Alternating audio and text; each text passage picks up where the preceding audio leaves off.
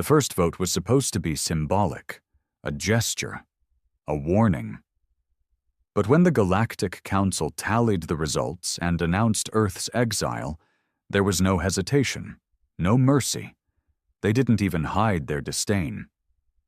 The chamber, filled with hundreds of alien species, some cold and metallic, others gelatinous and twitching, echoed with silence after the declaration. Earth was to be cast out. No trade, no communication, no access to the galactic network. The sentence, isolation, until extinction. Commander Jace Carter stood in the corner of the council floor, his fists clenched at his sides, jaw locked so tight he thought his molars would snap.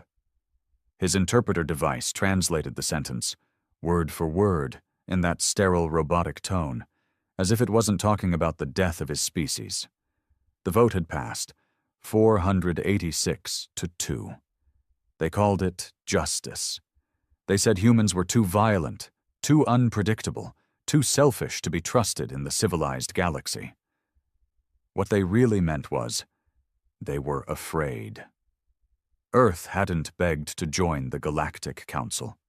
The invitation came after the war with the Slithari, when a single Terran fleet stopped a centuries-long invasion in 3 brutal months. The aliens admired the victory, at first, but when they realized the cost, when they saw what humans did to win, that admiration curdled into fear. Now they wanted humanity gone. Jace's voice cut through the silence like a blade. We built our seat at this table in blood. You think you can erase us with a vote? The delegate from Varnix, some bulbous creature with a diamond-crusted translator panel, sneered. You are dangerous, an anomaly. Your methods are barbaric. Jace stepped forward. Barbaric won you your war. A murmur spread. No one denied it, but that didn't matter. Fear trumped gratitude. Politics silenced truth. Back on Earth, riots exploded as news spread. Cities that had barely recovered from climate collapse now burned again. Not from hunger or war, but rage. The skies over Manhattan lit up with military drones, not for defense, but crowd control. World leaders issued empty statements. They still thought diplomacy would fix this. They didn't know humanity like Jace did. He didn't wait for orders. In a subterranean hangar beneath the Andes, where black projects older than most nations had been kept alive in secret, he rallied the disavowed, the angry, the brilliant. Engineers who'd been banned from Earth's space programs for pushing too far, too fast. Soldiers who'd seen too much, been thrown away by governments that pretended they didn't exist. They called themselves outliers. Jace didn't make speeches. He handed out blueprints and weapons. He told them the truth. They fear us because we don't play by their rules, so we burn the damn rulebook. By the time Earth's official response team arrived to negotiate with the Council, Jace and the Outliers had already hijacked a supply convoy, bound for the Titan Ring. Not to steal. No, they'd left the goods intact. But the crew was left floating in zero-grav, naked, with the words, "Exile this," painted across the hull in a dozen Terran languages. The message was clear. Earth wasn't going to fade quietly. They were going to remind the galaxy why fear was justified. Jace stood at the edge of the Andromeda breach station, helmet in hand, staring out at the cold stars. He wasn't smiling. There was nothing glorious about war, but there was justice in revenge. And the galaxy had just made Earth very, very angry. Let them exile us, he said to no one in particular. We've always been better outside the system. Because humans didn't survive by following rules. They survived by rewriting them. And now, the galaxy would learn that the hard way. They called it terrorism. The Galactic Council issued a universal alert the next day, branding the Outliers a rogue Terran faction. Jace Carter's face was plastered across every interstellar feed, labeled a war criminal, a lunatic, a dangerous radical. The Council's propaganda networks played it on loop. The intercepted footage of the hijacked supply ship, its crew drifting weightless, their dignity stripped along with their uniforms, the spray-painted insults scrawled like graffiti from a savage world. But Earth saw something else. They saw a man who didn't bow, who didn't negotiate with tyrants behind velvet curtains. They saw a soldier who gave voice to the rage boiling inside every human who'd watched their home branded a plague. Jace didn't give a damn about the optics. The outliers had tripled in size. Every broadcast from the council brought more volunteers. Scientists, smugglers, ex-soldiers, hackers, and even kids, orphans from the corporate wars who learned early that survival came from brutality, not diplomacy. The world's rejects were becoming its vengeance. Their base, codenamed Ashfall, was buried deep in the Kuiper Belt, hidden behind ice fields and sensor jammers. It wasn't pretty. It wasn't comfortable. But it was alive. Metal clanged. Engines roared. AI screamed under the pressure of overclocked computations. They weren't just building ships. They were building something else entirely. A different kind of war machine. Not elegant, not sleek, brutal, fast, lethal, weapons no civilized species would ever authorize, tactics no rulebook ever allowed. On the fifth day, the council sent envoys, not peacekeepers, not diplomats, hunters. The Yggdrasian executioners arrived without warning, slicing through Saturn's defense grid like it was made of tissue. Their lead warship, the Void Claw, was older than Earth's atmosphere, but still deadly, armed with phase cannons, null drives, and armor that shimmered with quantum displacement. They didn't come to negotiate. They came to end the rebellion before it metastasized. What they didn't expect was retaliation. When the Void Claw descended on Neptune's orbit, it found itself staring into the mouth of a Terran destroyer, the Ruinborn. A bastardized Frankenstein monster of welded wreckage and salvaged alien tech. It shouldn't have even flown. But it did. Straight into the Void Claw's teeth. Jace was aboard. "Fire everything," he ordered calmly. "No dramatics, no countdowns, no threats, just cold execution." The Ruinborn unloaded a full barrage, Hellfire missiles, fusion torpedoes, railgun spikes.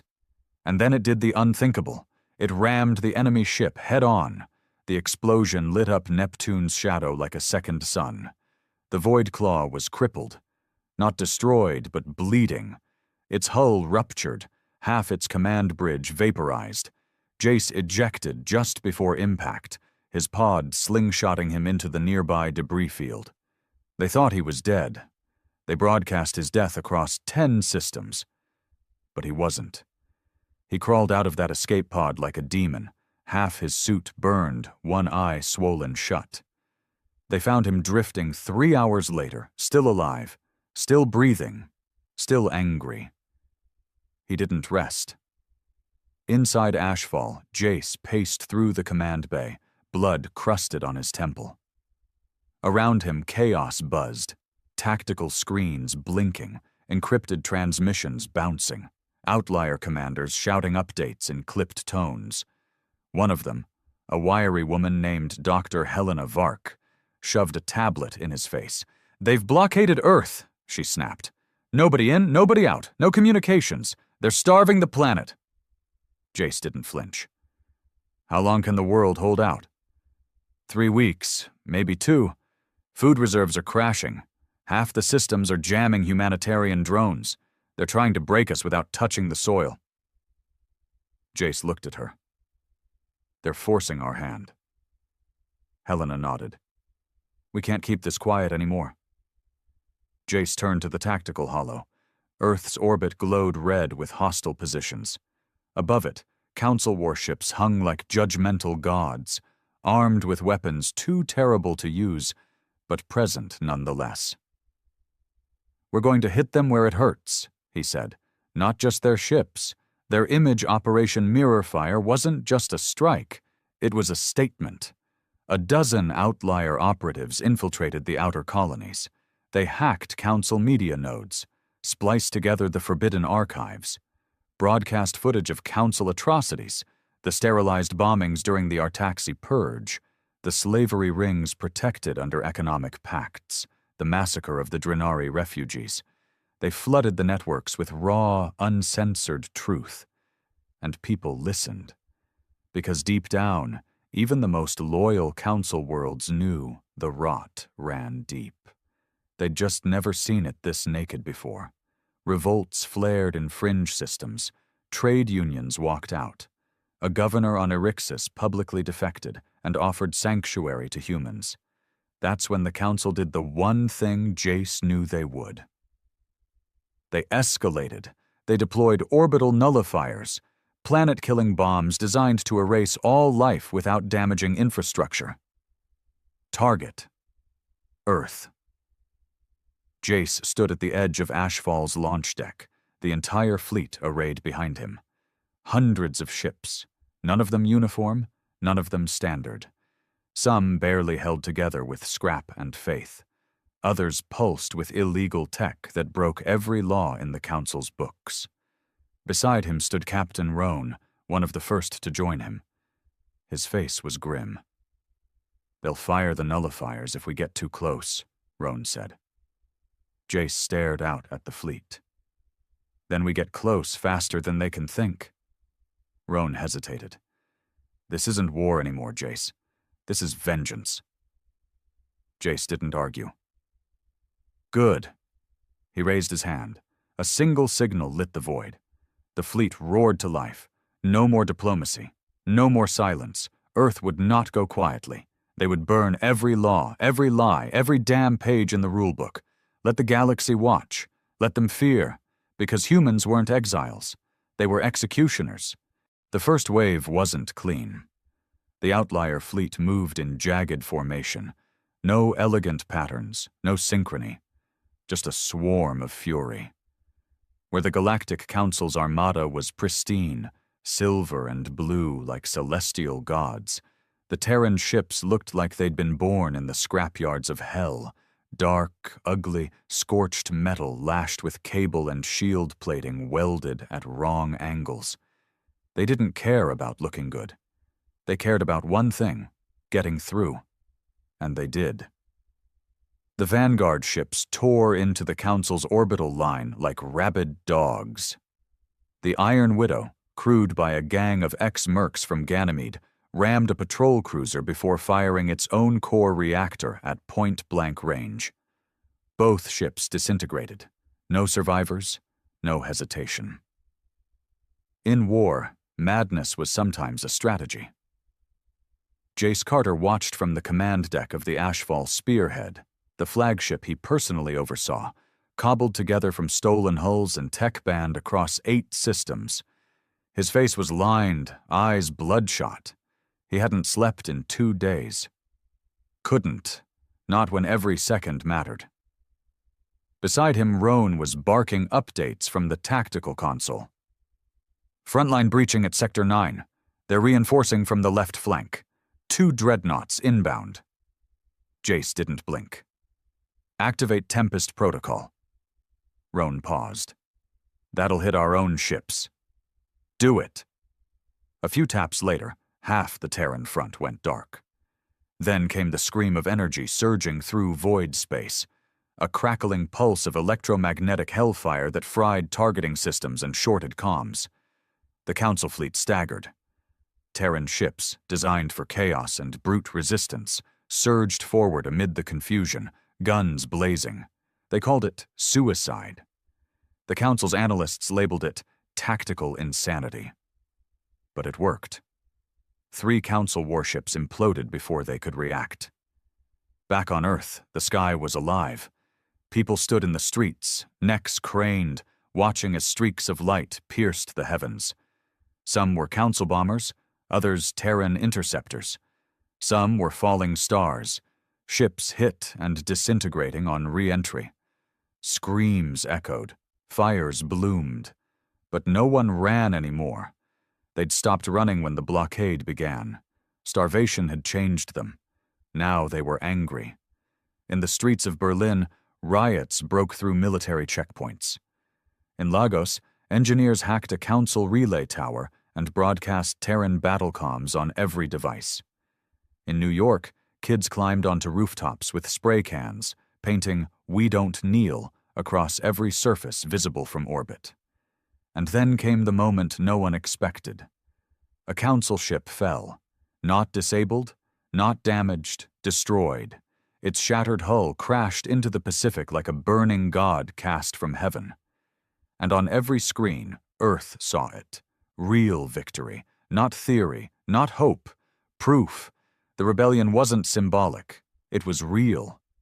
Inside the ashfall spearhead, alarms blared. One of the inner decks was breached. Hull ruptures. No oxygen. Jace sprinted down the corridor, weapon drawn. He didn't have time to wait for a security team. This war wasn't happening from behind polished command tables. He fought like his crew did, face to face. When he reached the breach, he saw them. Saboteurs. Not alien. Human. Council loyalists. The kind who believed Earth's place was under the boot of civilization. Paid off. Promised mercy if they betrayed their own. Jace didn't hesitate. He shot the first one in the throat before the traitor could raise his weapon. The second turned and ran. Too late. Jace tackled him against the bulkhead, slamming his head into metal until the body stopped moving. He stood there for a moment, breathing hard, blood on his hands. Not alien blood, his own kind. And that's what made this war worse than any other. The worst enemies didn't always come from other species. Sometimes they came wearing your flag. Roan arrived seconds later, weapon drawn. But it was over. Jace didn't say a word. He just walked away. Hours later, a transmission cut through the chaos of the fleet, unencrypted. A woman's voice. "This is Admiral Salai of the Galactic Council Peace Enforcers. Terran Command, respond. We are prepared to negotiate a ceasefire under special conditions." Jace stared at the hollow screen. Salai. A name that reeked of false diplomacy. She'd commanded the sterilization fleet during the Tarka uprising. Her peace was always just another tactic. He answered anyway. "Go ahead, Admiral." Her face appeared, cold, unblemished, untouched by the battle. "We acknowledge the strength of your resistance. Further conflict would lead to unacceptable losses on both sides.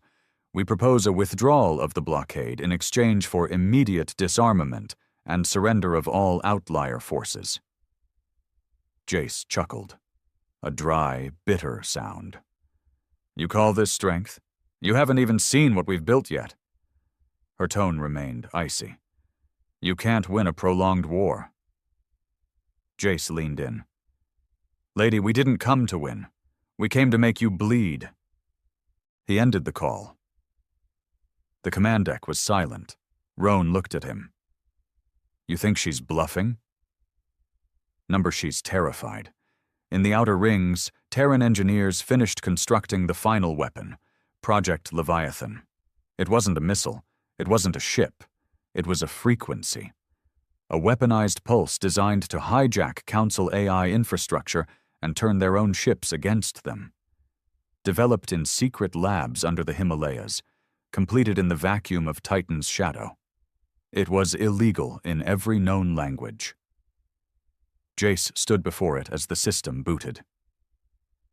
"You're really going to use it?" Helena asked, appearing beside him. He didn't answer right away. Then, "They exiled us because they were afraid of what we could become. Now they get to see it." He gave the order, and Leviathan roared. Council ships across 6 sectors began to glitch, turn, fire on each other. Captains screamed. AI shut down. Systems fried. Panic exploded across the galaxy, because the humans weren't supposed to have this kind of power, but they did, and they weren't asking permission to use it. It started with whispers. Entire systems went dark overnight. Long-range scanners from neutral colonies reported Council warships turning against each other. Not retreating. Not malfunctioning. Executing. Leviathan had worked. On the bridge of the Ashfall spearhead, Jace Carter stood before a massive hologrid, watching dozens of red icons, council ships, turn black. Each one marked a vessel that had either been destroyed, disabled, or flipped into disobedience by the AI override pulse. Helena stood nearby, stunned. This wasn't supposed to spread that far. We were targeting Earth's blockade grid, not this. Roan leaned forward, staring at the data. Leviathan's not a weapon anymore. It's a virus. Jace didn't flinch. Good. Helena snapped her head toward him. You don't understand. This isn't controlled chaos. It's total destabilization. Every artificial system using council infrastructure is compromised. Civilians, medical ships, agricultural bots. This isn't just war anymore. This is collapse. He turned to her, face stone cold. You think the council would have hesitated if it was us? You think they cared when they left Earth starving? This is what they created. We're just giving it back. She didn't argue, not because she agreed, because she knew there was no room for moral high ground anymore. This wasn't about ideals. This was about sending a message so loud the stars remembered it. On Eric's Prime, a resort world known for its crystal oceans and floating pleasure cities, chaos had broken loose. AI-controlled drones suddenly began rerouting power to orbital shields and jamming all outbound comms. Tourist shuttles were locked out. Defense satellites turned inward. Panic followed. Screams. Riots. And amid it all, a rogue signal. Humanity remembers. The Council panicked.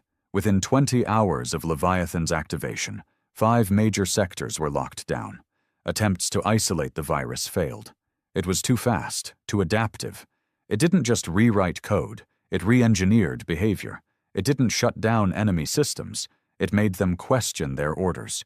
Entire AI fleets stopped mid-battle. Some even broadcast human messages. We were exiled. Now we decide who belongs. The council called for an emergency gathering. It was a farce. Half the delegates never arrived. Some were dead. Others were too afraid to travel. The chamber, once filled with over 500 species, now echoed with silence. Admiral Salai addressed the remaining core from a secure chamber orbiting Callus. Her speech was sharp, desperate. We must re-establish order. We underestimated the humans' resilience. We underestimated their madness. But they are not gods. They can be defeated. We simply must... The feed cut. The entire broadcast room shut down mid-transmission. Seconds later, Terran graffiti appeared on every council monitor. This is what fear looks like. Back in Ashfall, the atmosphere shifted. The crew had gone from rebels to legends in less than a week. Even the roughest mercs, the ones who joined just for a shot at violence, now looked at Jace like something more than a commander, like a symbol. And symbols were dangerous. Jace didn't smile, didn't celebrate. Victory wasn't satisfying when the body count was this high. But satisfaction wasn't what he was after. It was permanence. Roan approached him in the briefing room, eyes grim. Earth's surface is stabilizing. Food drops got through the blockade holes. Civilian casualties, not as bad as we thought. Jace nodded. And the Leviathan spread. Roan exhaled. Worse than we expected. Council infrastructure's crumbling. Some systems are begging for help, any help, even from us. Jace stared at the stars through the viewport. Good. Let them crawl. He paused, then added quietly. We won't help them. Roan frowned. You sure? This could be the moment we take control, build something better. Jace turned to him, voice like ice. You don't fix a broken system by patching it. You burn it down, every root, every lie. Then maybe something real grows. Roan didn't answer, because deep down, he agreed, even if it scared him. Helena, meanwhile, had been tracking something else, something not even Jace had asked for. A council-deep archive, hidden on a moon in the Athelian system. Obscure, supposedly abandoned, but the data logs told a different story. Hidden transmissions, power spikes, security AI that shouldn't be running anymore. She accessed the files. What she found made her blood run cold. Experiments on humans, abducted Terran civilians from early contact years, dissected, reprogrammed. Some altered beyond recognition.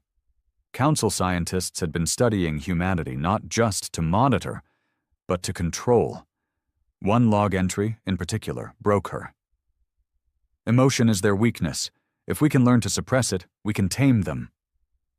Helena brought the file straight to Jace. He didn't say a word, just stared at the screen. Then he looked at her, eyes darker than she'd ever seen.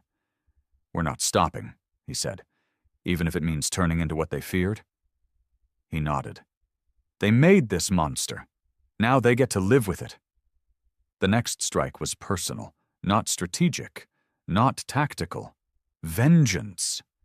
Jace led a strike team to the Athelian moon. They didn't just destroy the lab.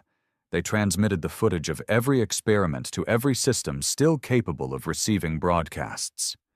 The galaxy watched in horror. The galaxy saw what the Council had done. And for the first time, many looked at Earth not as a threat, but as a warning. This wasn't just rebellion. This was reckoning. Jace stood alone on the surface of the ruined lab, stars above, fire below. His armor was cracked, his voice hoarse. He looked up and spoke, as if to the galaxy itself. "You judged us for surviving. Now you'll learn what it means to endure." He didn't speak in anger anymore.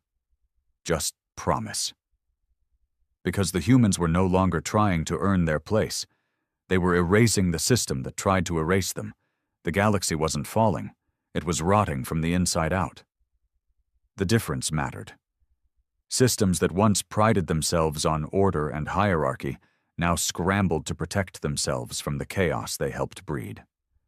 The Council's silence, once a signal of authority, became an echo chamber of fear. Whole sectors began closing their borders, not to Earth, but to each other. Every planet was on edge. Everyone was watching their neighbor. And Earth? Earth was quiet. Too quiet. That terrified them most. Jace Carter stood in the war chamber aboard the Ashfall spearhead, staring at a projection of the galactic map. Half of it was shaded in red. Council-controlled territory. The other half, a shifting mess of rebellion, instability, and growing Terran sympathizers. And right in the center, a flickering circle. Earth, still breathing, still standing. 5 more Council colonies defected last night, Roan said, stepping beside him. One of them even raised the Terran standard. First time that's ever happened outside the Sol system. Jace didn't react. Roan kept going. But there's a problem, a big one. He tapped a console, and the map zoomed in on a sector known as Virilan Reach. It was deep Council space, farther than any Terran ship had dared go. "There's movement here," Roan said. "New energy signatures, multiple fleets gathering, and not just Council ships." Jace narrowed his eyes. "Who?" Roan hesitated. "Mercenaries, warlords, some of the worst scavengers in the galaxy. They're forming an alliance. They're calling it the Concordant Pact. They're not defending the Council, they're taking what's left, claiming it before we do." Jace folded his arms. "They smell blood." Roan nodded grimly. "And they're not playing politics, they're animals." In the shadows of the decaying Council, desperation created monsters. The Concordant Pact was born out of chaos. No flags, no oaths, just a promise. Loot whatever was left, kill whoever stood in the way. Pirates, ex-military, disavowed captains, species that had always hated the Council but hated humanity more. Their first act was a message broadcast across 13 sectors. It showed a Terran freighter intercepted and boarded. No survivors. Then they burned the ship with all comms open. No demands, no declarations. Just a symbol. Jace watched it on a loop. He didn't blink, didn't speak. When the footage ended, he looked at Roan. "How many of those bastards are we dealing with?" "Thousands. Maybe more." "And how long until they come for us?" Roan shrugged. They won't need to. They'll come for Earth." That was all Jace needed to hear. 3 days later, the Outliers launched Operation Scorchpath. It wasn't just a counterstrike. It was a warning. 15 Terran ships entered the Virelian border under blackout conditions. No communications, no ID, just silence. One by one, they infiltrated concordant bases, space stations, docking yards, deep space fuel platforms, and they erased them. No survivors, no communications, no wreckage. They didn't fight battles. They executed them. A month earlier, the galaxy would have called it terrorism. Now, no one said a word. The concordant started bleeding, hard, but brutality has a cost. Inside Ashfall, fractures began to show. Helena confronted Jace in the strategy chamber, eyes furious. "You're starting to sound like them," she snapped. Jace didn't turn around. "We didn't start this." "No," she said sharply. "But we're becoming something else now. You think Earth needs a savior, but you're turning into a warlord." He finally looked at her, eyes dead calm. "The galaxy doesn't respect saviors. It fears kings." She recoiled. "You're not a king." "I don't need to be," he said. "But they need to believe I am." Roan stepped between them. "Enough. We're too deep for arguments." Helena stormed out. Jace didn't stop her. Let her be angry. Let her feel something. Because what he felt was simple. Purpose. Meanwhile, the message from Earth changed. For the first time in months, Earth's leaders sent a direct signal to the Ashfall fleet. The president, what was left of the title, appeared tired and worn. "Commander Carter," he began, "the world is stabilizing. People are rebuilding, but we're at a crossroads." Jace didn't respond, just watched. The message continued. "We need to know what happens next. We need to know what you're building. Because if it's just revenge, we won't survive what comes after."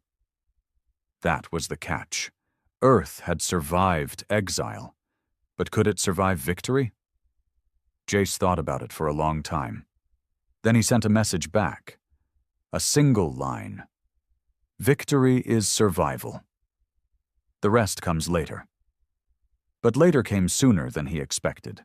The Concordant Pact struck hard in the southern rim, ambushing an outlier fleet carrying refugees from defected colonies. Over 2,000 civilians were slaughtered. No warning. No reason. Just a statement. That was the moment Jace broke. He gathered the fleet's commanders in the central war room. "This ends now," he said. "No more shadows. No more holding back." Roan looked uneasy. "You're talking about a full assault." Jace nodded. "Burn them." Helena entered late, listening from the back. When the meeting ended, she approached him. "If you do this," she said, "you won't be a rebel anymore. You'll be a tyrant." He looked her in the eye. "Then let them fear a tyrant." The Battle of Virilan's heart was unlike anything the galaxy had seen. The outlier fleet moved like a hurricane. No demands, no mercy. Jace led from the front. The Ashfall spearhead tore through concordant defenses like paper. Fusion cannons, kinetic spikes, EMP shrapnel. They used weapons the Council had banned centuries ago. In 36 hours, the Concordant's core fleet was gone. In 48, the rest surrendered. But Jace didn't accept. He executed the leaders live, broadcast their confessions, their crimes, their cowardice, then spaced them one by one. The message was clear. This was Earth's galaxy now. Back on the bridge, after the smoke cleared, Jace finally sat down. Roan stood beside him, silent. "You think we went too far?" Jace asked, not really caring. Roan didn't answer right away. Then, "We didn't go far enough." That surprised Jace. Roan looked out at the stars. "They'll keep coming. The Council, the Warlords, the broken systems. They'll all crawl back." "Let them," Jace said. "We'll remind them who taught them to crawl." And far beyond them, in a hidden sector, something else stirred. Something older than the Council. Older than the stars. Something that had watched this human fury unfold and smiled. Because Earth was dangerous. But not just to others. To itself. And someone out there was waiting for the right moment to make that danger useful. They had won. Not just a battle. Not even a war. A reputation. For the first time in galactic history, the word human wasn't whispered in fear. It was spoken with calculation, with the same careful tone one might use for a loaded weapon left on a crowded table. The Council's authority was gone. The Concordant Pact reduced to ashes. And Earth was still standing, barely, bleeding, but standing. Inside the Ashfall spearhead, Jace Carter stood in silence as his commanders debriefed the Virilan campaign. The numbers were brutal. 10,000 enemy combatants dead, 42 outlier ships lost, and over 1,000 Terran fighters killed in the final hours alone. Roan read the data aloud. "We've gained control of 7 Council systems. Resources are pouring in, recruits, ships, even defected AIs. But something's off." Jace raised an eyebrow. "What?" Roan hesitated. "No new attacks, no retaliation, no Council broadcasts, just silence." That silence wasn't peace. It was anticipation. 2 nights later, it began. Not with a battle, not with gunfire, with a message. It wasn't from the Council, not from any known frequency, not even from a traceable origin. It came through encoded in old Terran binary, obsolete, cracked with static. Primitive. It said one thing. "Now you understand. Let's talk." Jace played it again. Then again.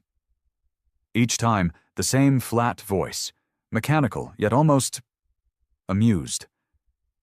Helena stood behind him, arms crossed, unsettled. "This isn't Council tech. This is something else." Roan leaned in. "It's bait." Jace's jaw flexed. "Or it's a door. We've broken their system. Maybe now the real architects want to meet the new owners." Helena snapped. "Or maybe someone's been waiting for us to burn it all down so they could take what's left." Jace stared at the blinking message. His voice came low, hard. "Let them try." The next signal came with coordinates. A location deep beyond the galactic rim. A sector known in Council archives as Null Space. A dead zone filled with black stars and shattered moons. No ships had returned from it. Not Council. Not pirates. Nothing. Until now. Jace assembled a small fleet, 5 ships, hand-picked. No communications, no diplomacy. This wasn't an envoy. This was a challenge, and if someone wanted to talk, they'd damn well be ready to face him face to face. The journey took 2 days. Null Space was a graveyard. As they approached the coordinates, debris fields drifted like skeletons of forgotten empires. Ships older than Earth itself, twisted and torn, hung silently in the void. Dead lights flickered from hulls that looked more like bones than metal. Then, a structure appeared. A station. No, bigger. A construct. Floating in space like a monolith. Cold, black, featureless. As if it had never been built, only formed. The fleet stopped. Jace boarded alone. The interior was darkness and echoes. Lights responded to his steps. Dim blue pulses that followed him through endless corridors. No signs, no doors. Until finally a room, circular, lit by a single beam from above. And there, at the center, stood a figure. Not alien, not machine. A man. At least, something wearing the shape of one. He looked older than Jace. Bald, lean, draped in robes that shimmered between matter and light. And when he spoke, the voice was the same as the message. "You've done well, Jace Carter. Just as we hoped." Jace didn't draw his weapon, but his hand hovered close. "Who are you?" "A shadow," the man said. "A remnant of those who came before. We watched the council rise, watched them stagnate. We gave them order. They grew soft. So we needed something else." Jace's voice dropped. "You created them. In part, just as now we've created you." Jace stepped closer, eyes narrowing. "Nobody created me." The man smiled faintly. "Of course not. But we encouraged. Prodded. Chaos Commander is a tool. You wield it well. What do you want?" "Nothing more than partnership. The galaxy is broken. You've proven you can break things further. But can you rule what's left?" Jace didn't answer. The man raised a hand. A projection appeared. Images of stars, sectors, systems. "This is what comes next. An empire not of law, but fear. You can lead it, shape it, or—" The projection changed. To Earth, burning, ships descending, cities falling. "We can try again." Jace stared at the vision, the fire reflected in his eyes. Then he stepped forward and said something he never expected to hear from his own mouth. "Show me." Back aboard the Ashfall spearhead, Helena paced furiously as the docking signal came online. "He should have been back hours ago," she said. Roan didn't move, just watched the airlock. "Jace always comes back." But when the door opened and Jace stepped through, something had changed.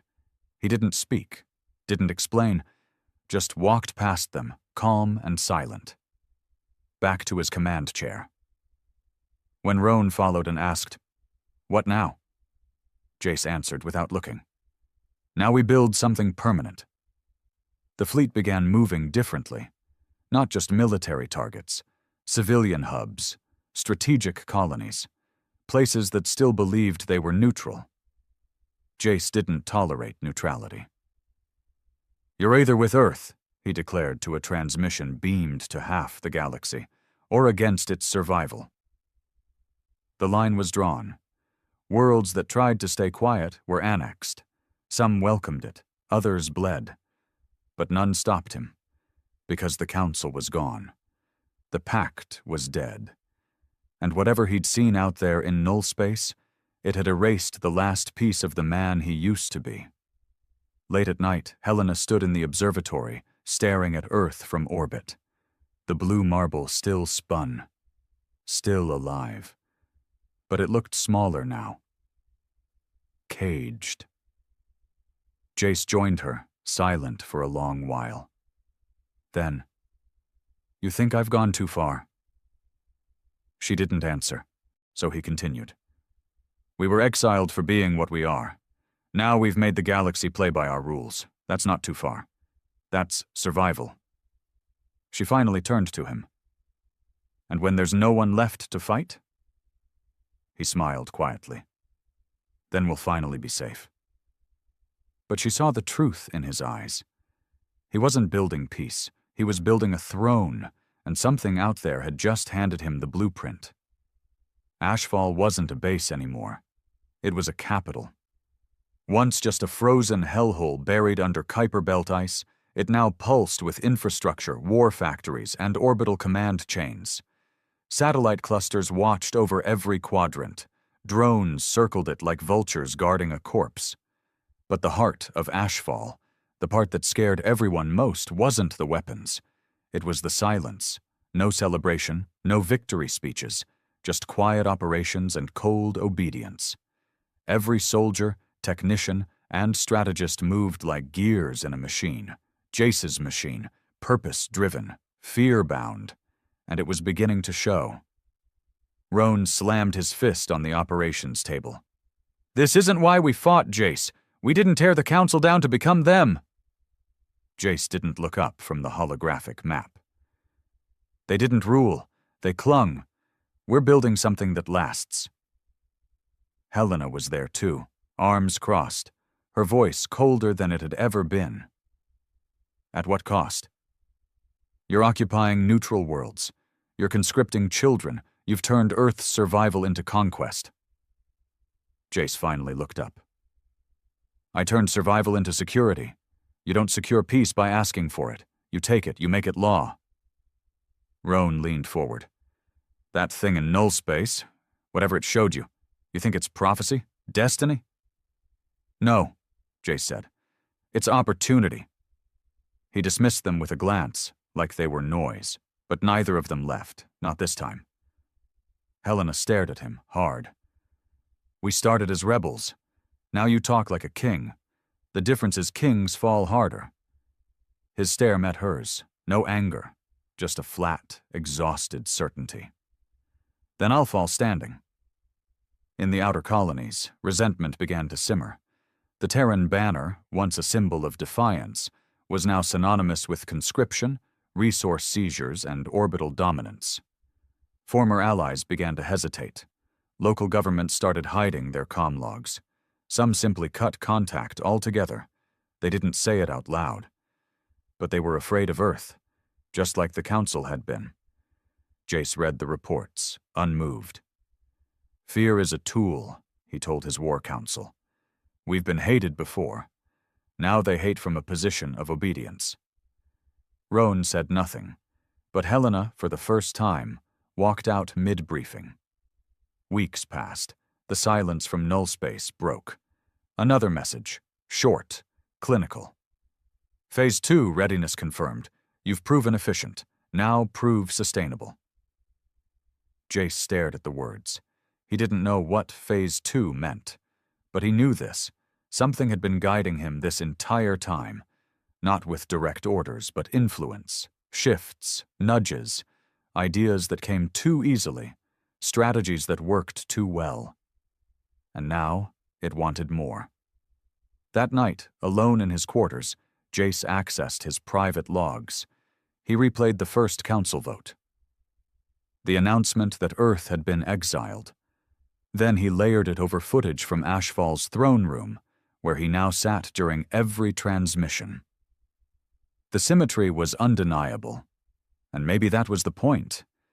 He hadn't just broken the system, he had replaced it. Willingly. He looked into the reflection of his own eyes, and for the first time in months, he hesitated. Helena had had enough. She wasn't the only one. Across the outlier ranks, whispers turned to murmurs. Some of the original soldiers, those who remembered fighting for Earth's survival, not expansion, began forming tight, quiet circles. They weren't planning coups, not yet. But they were watching. Waiting. Roan approached Helena in the engineering bay, whispering low. He's slipping. And that thing in null space? I think it's more than just an influence. I think it's shaping him. Helena nodded. We have to cut it off. You saying we rebel? I'm saying we survive. The moment came faster than they expected. A council holdout, the last known active enclave, broadcast a surrender. They weren't offering a fight. They were offering peace. Jace didn't believe it. It's bait, he said, pacing before the war map. No enclave lives this long unless someone wanted them to. Roan offered caution. It might be real. Maybe they've finally broken. Jace shook his head. No one breaks that cleanly. No one who truly feared us. Helena, standing at the edge of the room, crossed her arms. And if it's genuine? Jace turned toward her. Then we remind them why fear is better than faith. He ordered the fleet. No landing, no negotiation, orbital bombardment. They struck the enclave in 12 hours. Millions dead. Helena didn't show up for the operation. Neither did Roan. Instead, they accessed Jace's private logs, and what they found shattered everything.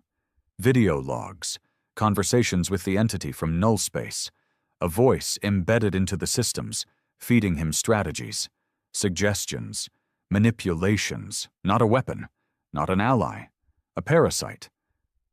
And worse, it had a name, the Herod, an ancient AI construct, self-aware, origin unknown, buried by the precursors, awakened during Earth's exile.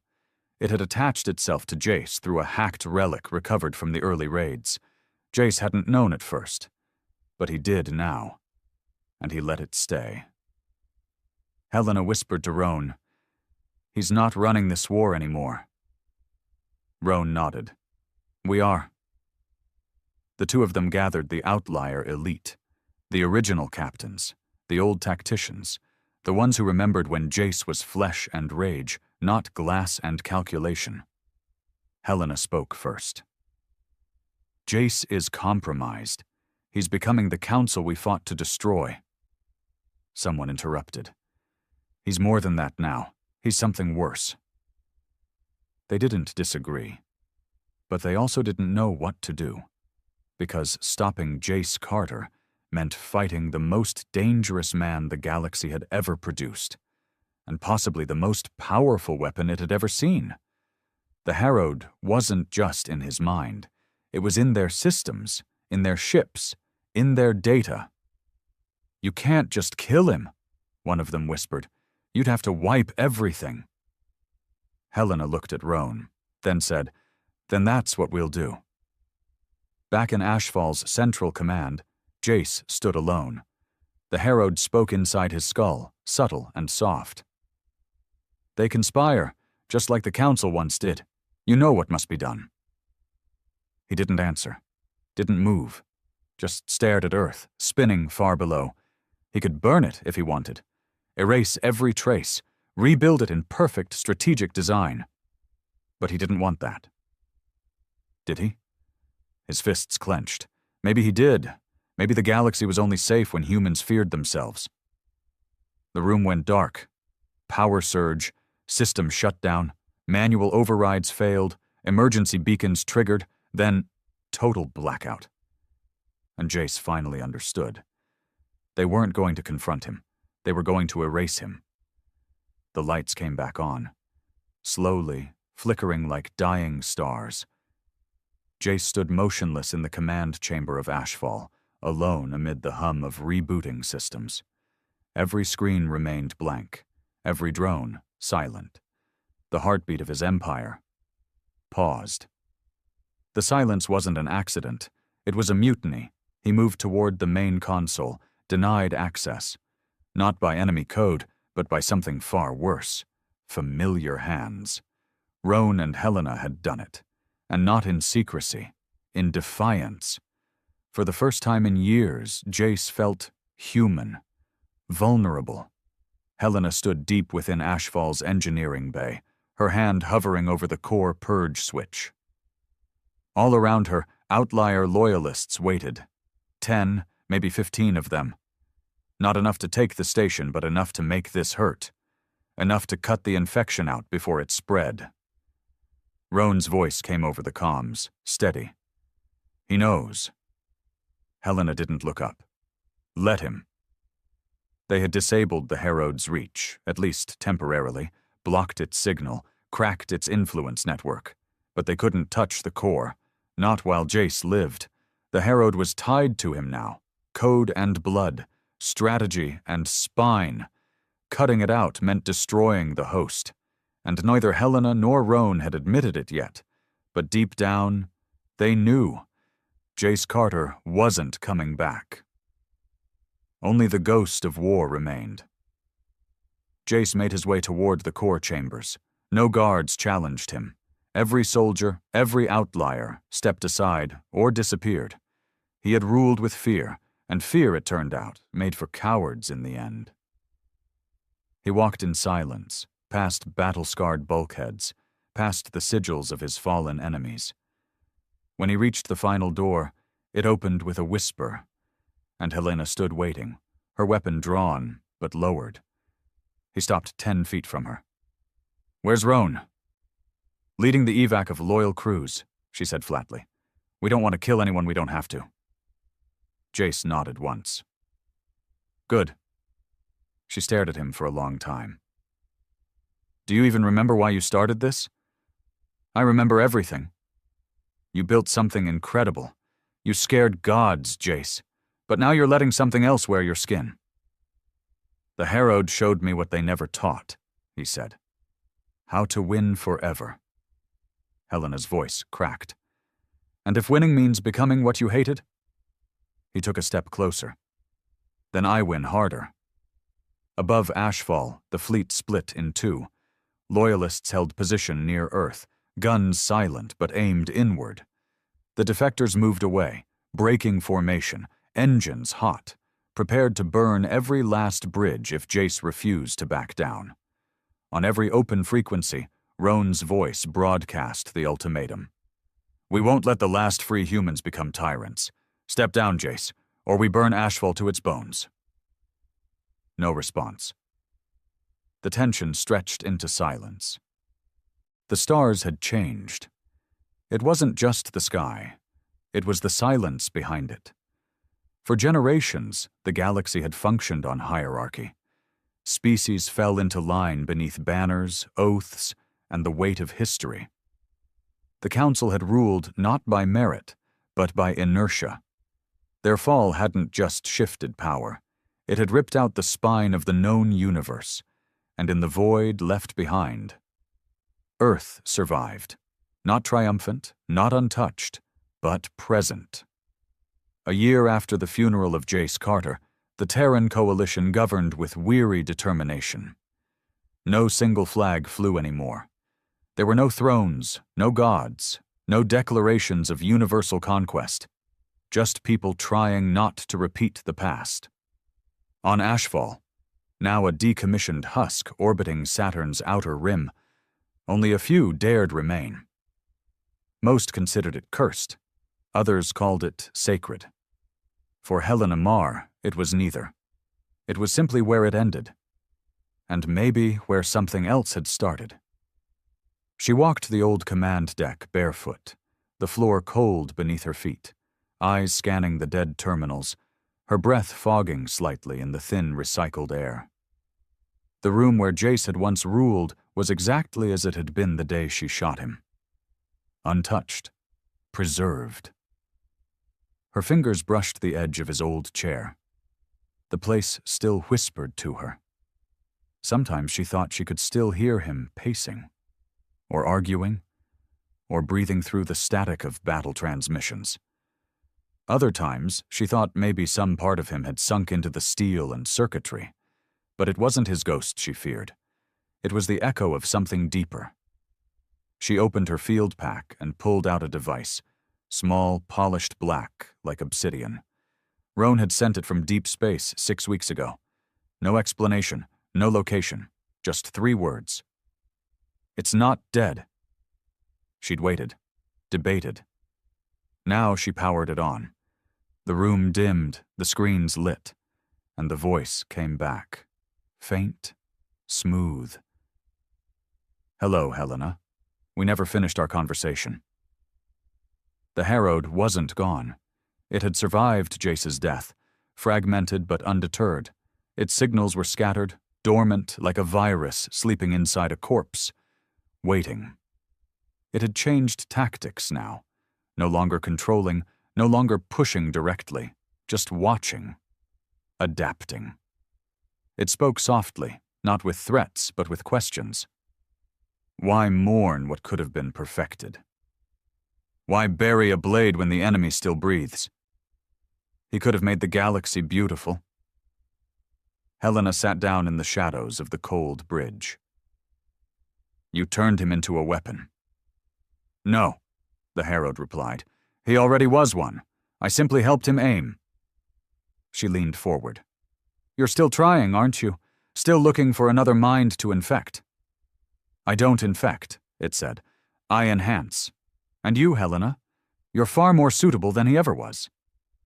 She smiled bitterly. You don't know anything about me.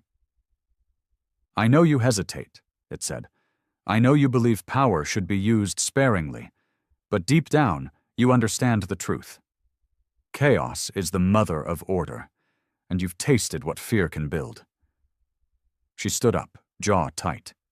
You think I'll take his place? I think you already have.